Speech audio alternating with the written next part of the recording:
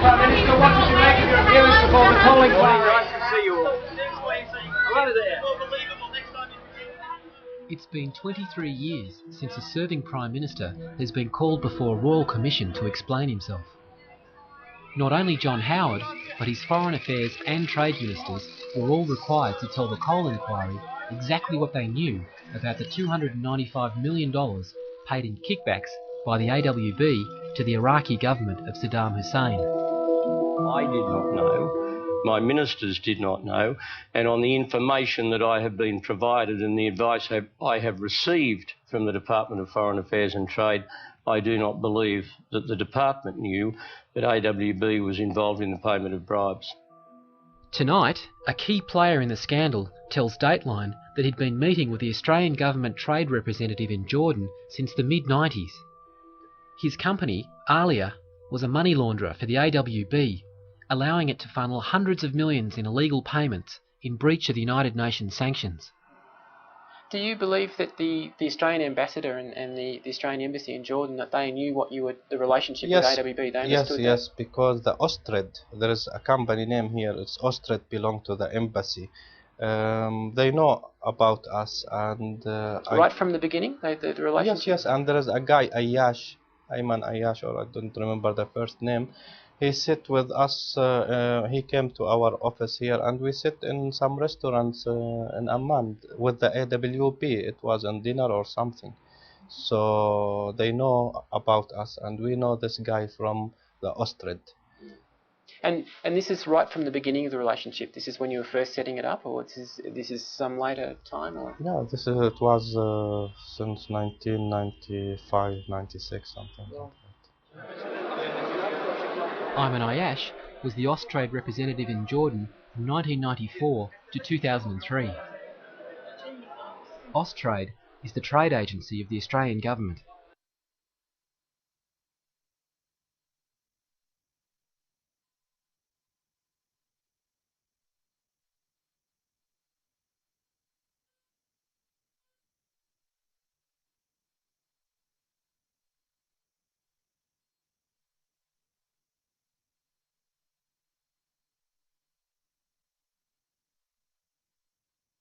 Solicitor.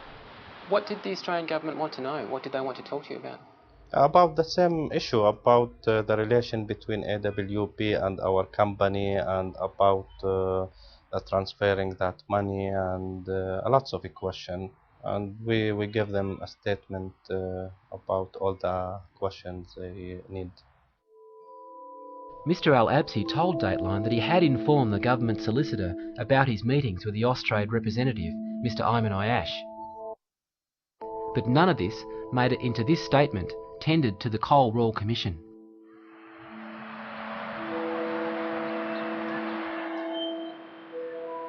So what else can Alia Transportation, the mysterious Jordanian conduit in this scandal, tell us? When Dateline interviewed Mr Al-Absi, there was a reminder of the strong ties between his company and the AWB. It's a Christmas card from AWB. Oh, you know. Christmas card from? Is it a Christmas card, or is it? This is for our Eid, I think. Wishing season greeting. It's a Christmas card for the New Year from AWB.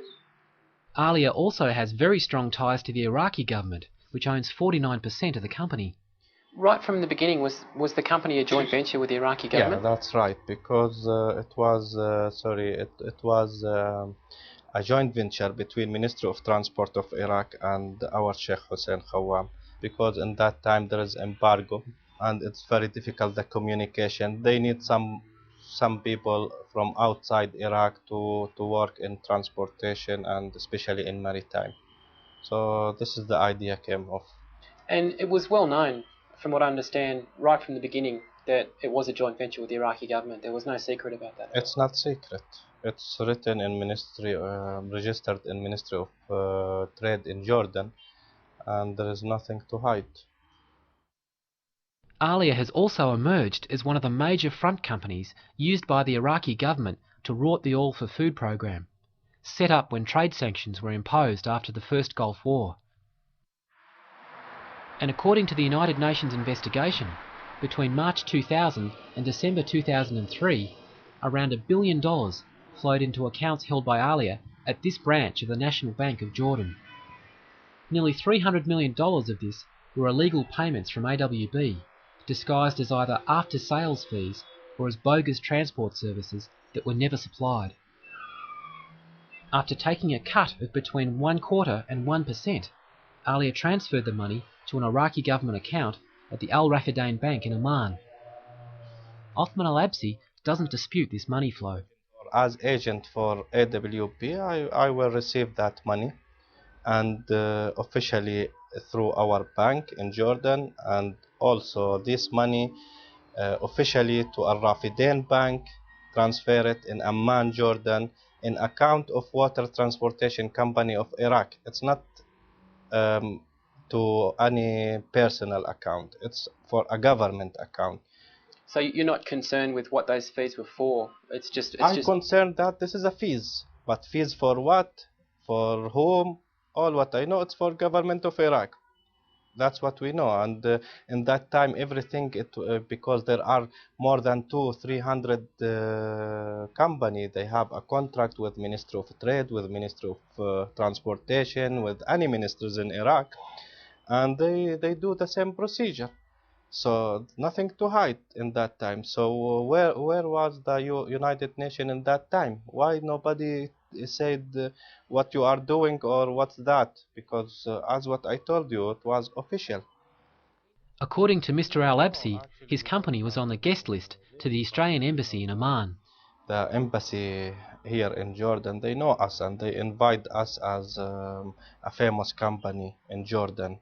And they invite our chairman to the home of ambassador around 2 times, and they know about all our activities and our working. So we don't feel that it must be through official channel, because all what we heard in that time, AWB also, it's a part of the government. So did you think that you were dealing with the government in one sense, with the Australian government? That's what we felt, because you know, when any government give the license to export the wheat to just one company, that means there is a relation between the government of Australia and this company. When Sheikh Al-Qawam met with the Australian ambassador, do you know what they spoke about? Actually, it was a meeting about to encourage the trading between Iraqi famous guys with Australia. It's like a trading, you know. It was a conference meeting in that time. The second time it was just dinner meeting and general talking. And that was, when was that meeting? Last year, 2 meetings last year. What I would like to say, when the embassy of Australia invite our company or the chairman, that means because he's a famous and he's well known in Iraq, and he do a good business, and that's why they invite him to make a good relation between Iraq and Australia. Some other Jordanian businessmen that I've spoken to have said that it was well known that the Iraqi government imposed a 10% charge on top of everything that was going into Iraq. This was not hidden. It was, everybody knew. It was not hidden. Everything was clear for anybody. So at that time, we didn't interfere in this or that, but my personal talking, any amount they were asking, we thought that it's through MOU, through the United Nations. Dr. Labib Kemhawi is the managing director of CESCO, a Jordanian company supplying the oil and gas industries. His company was also identified by the UN inquiry as having made illegal payments to the Iraqi government in breach of sanctions. He claims these taxes were an unavoidable cost of doing business with Iraq. But I'm talking about the tax itself. I mean, and the tax itself was not a secret, no? If it was a secret, it was the worst kept secret on earth. So you believe that the extra charges that Iraq was imposing were totally out in the open. Everybody knew about this, and there should be no surprise about this. It was mandatory on everybody, and it was not a secret, and it was a tax. okay, which every contract had to pay. And the money went to the Iraqi government. This is not the responsibility of the business community.